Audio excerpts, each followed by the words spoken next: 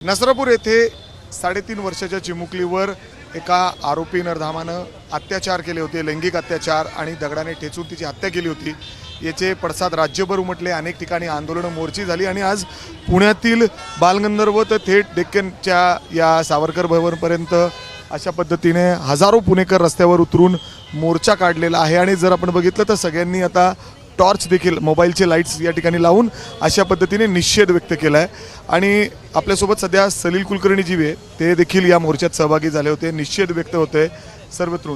नक्की महिला मुली सुरक्षित आहेत का असा प्रश्न निर्माण होतो या घटनेनंतर। एक जबाबदार नागरिक म्हणून, एक बाप म्हणून मला असं वाटलं की या मूक मोर्चामध्ये आपण सहभागी व्हायला पाहिजे। कारण नसरापूर काय, चाकण काय, सगळीकडे ज्या घटना घडत आहेत त्याच्याविषयी जो निषेध व्यक्त करायला पाहिजे। तर मला एकच असं वाटतं की अशा प्रकारची दहशत वाटायला पाहिजे कायद्याची, की पुढच्या वेळी हिंमत होणार नाही। दहशत पाहिजे, भीतीचा पण उपयोग नाही असं मला वाटतं। की कायद्याची अशी नजर पाहिजे की एकाला अशी जर शिक्षा दिली गेली तर पुढच्या माणसाला दहशत बसेल। जसं आपण परदेशात नुसतं गाडी मागणं आपण चालवताना हायवेवर मागे पोलीसची व्हॅन आली तरी लोक कापतात, अशी का नाही आपल्या इथे भीती बसायला हवी। अशी एक बाप म्हणून, एक जबाबदार नागरिक म्हणून माझी विनंती आहे।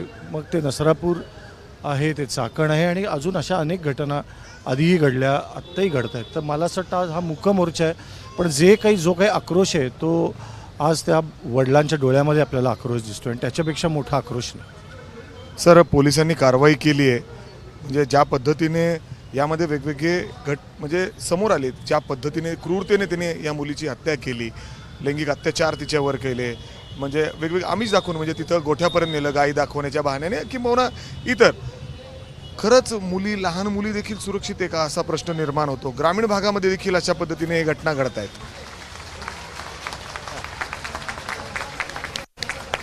नाही, हे मला असं वाटतं की सगळ्या बाजूनीच ती तयारी करायला पाहिजे। पण मुळात असा विचार करताना म्हणजे मानसिक हे रोगी असतात का, कारण हे सगळ्या मानसिक विकृती वाटतात। मग ते इथपर्यंत जाईपर्यंत आधीचे त्यांचे छोटे छोटे जे काही प्रकार त्यांनी केलेले असतात तेव्हाच त्यांना जर ठेचलं तर ते इथपर्यंत पोचणार नाहीत असं वाटतं। तर मला हे मानसिक आजार पण वाटतात, पण असं म्हणून त्यांना कन्सेशन देऊन चालणार नाही। अशी दहशतीचंच काहीतरी एक कृत्य त्यांच्या बाबतीत व्हायला पाहिजे, गुन्हेगारांच्या बाबतीत, की जेणेकरून पुढच्या माणसाला विचार मनात आला तरी त्याच्या मानसिक विकृतीपेक्षा त्याला कायद्याची भीती जास्त। सर, कायद्यात काही बदल व्हायला हवेत असं वाटतं का तुम्हाला?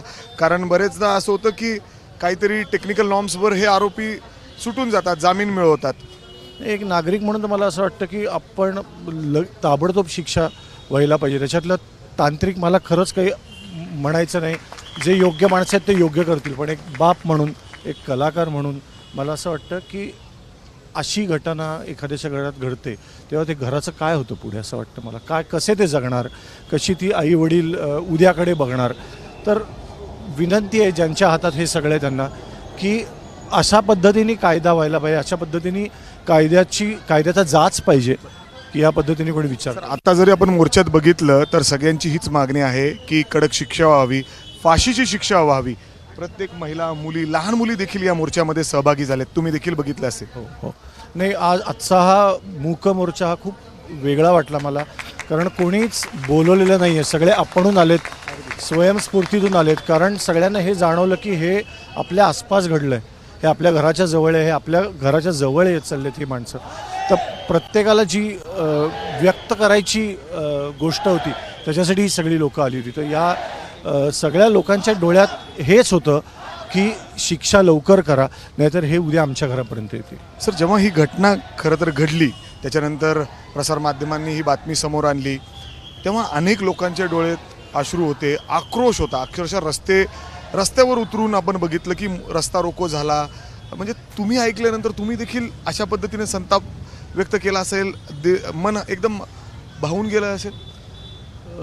मी तर खरं सांगतो, मी त्यानंतरच्या 2 रात्री झोपू शकलो नाही। विशेषतः तिच्या वडिलांचा चेहरा, ज्या पद्धतीने त्यांनी व्हिडिओमध्ये सांगितलं होतं की मला भेटायला येऊ नका जोपर्यंत शिक्षा होत नाही, त्या माणसाचे डोळे हालत नाहीत आजही माझ्या डोळ्यासमोरून। कारण त्या डोळ्यामध्ये जो थंडपणा आला होता, जो एक हेल्पलेस आपण म्हणतो ना, खूप हेल्पलेस डोळे होते ते आणि अशी शिक्षा अशी वेळ त्यांच्यावर यावी हे खूप वाईट वाटलं की त्यांचं काय किंवा चाकणला पण ते छोट्या मुलावर जो अत्याचार झाला हे सगळे मानसिक विकृत लोक आहेत यांना लवकरात लवकर समाजातनं बाजूला करायला पाहिजे ते असा गुन्हा करेपर्यंतची वेळच येऊ द्यायची नाही पहिल्याच त्यांच्या मानसिक विकृतीला जर ठेचलं तर इथपर्यंत येणार नाही.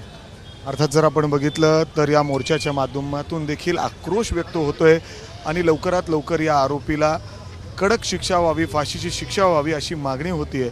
आणि हे सगळे लोक जे या ठिकाणी आलेले आहेत हे सगळे स्वतःहून या मोर्चात सहभागी झालेले आहेत. हा आक्रोश त्यांच्या डोळ्यांमध्ये दिसतोय कारण ज्या पद्धतीने या घटना वाढतायत महिला मुली सुरक्षित आहेत का असा देखील प्रश्न या निमित्ताने निर्माण होतोय आणि त्यामुळंच रस्त्यावर उतरून आवाज उठवण्याची वेळ यांच्यावर आली आहे. कॅमेरामॅन विजय राऊतसह मी मिकी घई, ABP माझा, पुणे.